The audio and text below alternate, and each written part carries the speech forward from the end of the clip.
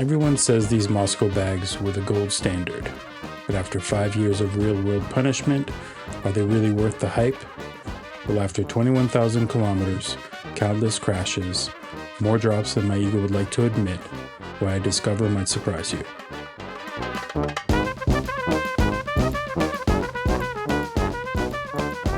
Well, that's no good. Fuck! So, these are my Mosko Moto 35-liter backcountry pannier bags. I bought them in 2021 when I bought the Pan America.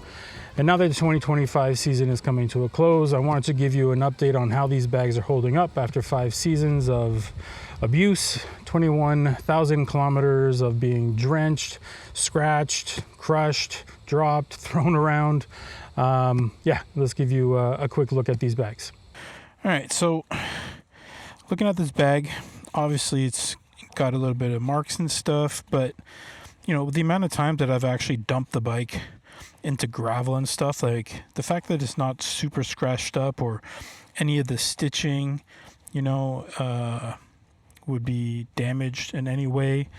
Buckles, all of them are super functional, all the straps, like nothing at all is damaged on this whatsoever. You know what I mean? I got my tool roll in here, which is the Mosko Moto tool roll. I got my, you know, first aid kit hanging off the molly panel over here. The only thing is this little, this is like the lock mechanism. There was a time where actually this would get stuck. Maybe there was dirt in it at some point, but it's working perfectly fine now. But yeah, I just got back from the PA Wilds BDRX, so I haven't cleaned my bike or the bags or anything. So this is the condition that it's in, but you know, you can see everything on this is perfectly good. Nothing is damaged after multiple crashes and whatnot. So I mean, what can you say about a company that produces products this good? You know what I mean? So if you're not familiar with these bags, let me go over some of the features of these bags. So these are 35 liters. You can get side pouches, which they call ox boxes or auxiliary pouches. And I don't remember how much they hold. I'll put it in the screen. And I got myself a set with just one, and then I have, like, on this side I have my medical kit, and then on this side I have a container which usually transports water or odds and ends. And then you'll see that the mounting system is a panel which attaches to your pannier rack, and it just slides directly in, as quick as that, and then you can just unbuckle them just as quick. So that's really handy. They are 100% waterproof. They are a roll top design. They got molly paneling and webbing everywhere. There's even some on the bottom here. And then over on the front here, you have another section that, sorry, I don't know if you can see this, but another section which holds more stuff. You can, like, stuff jackets in there. You can stuff axes. I'll show a nicer view of this. And yeah, it's just a super well designed product. So look, I'm not easily impressed by gear anymore, but in my opinion, these are probably the best looking bags on the market, and the durability of these things is completely off the charts. I know they're not indestructible. I get that. So before everybody starts commenting in the comment section that their bag has ripped or had damage or whatever, I get it, you know. But the cool thing with Mosko Moto is they have a lifetime warranty on the product, and if you do damage the bags in any type of way, they will either repair it or give you a huge discount on picking up a new set of bags. So that really says something about a company that stands behind their product in this way. So what really sold me on these bags wasn't so much the product itself, although they looked amazing. It was the fact that Pete, Andrew, and the entire rest of the team, you could tell that they weren't just people pushing products It wasn't some sort of faceless company. You could see the entire team out there riding, testing prototypes, making iterations, going out there, you know, talking with the community. And it's really a company by riders for riders.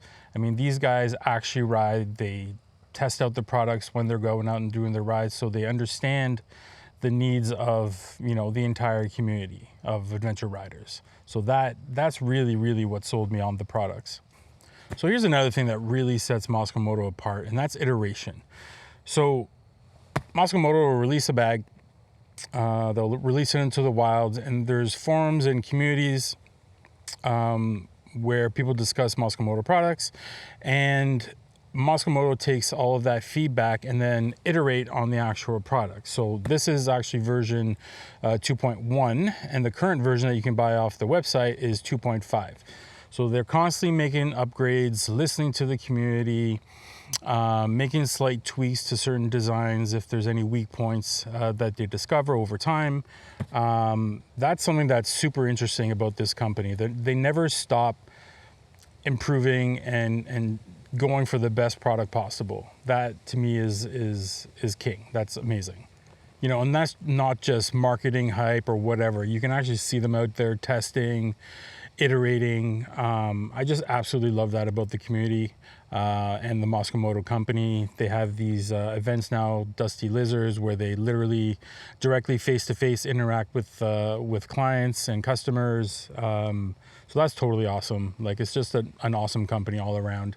That's really ingrained. Is that even the right word? Yeah, ingrained. No. Embedded in the community, in the ADV community.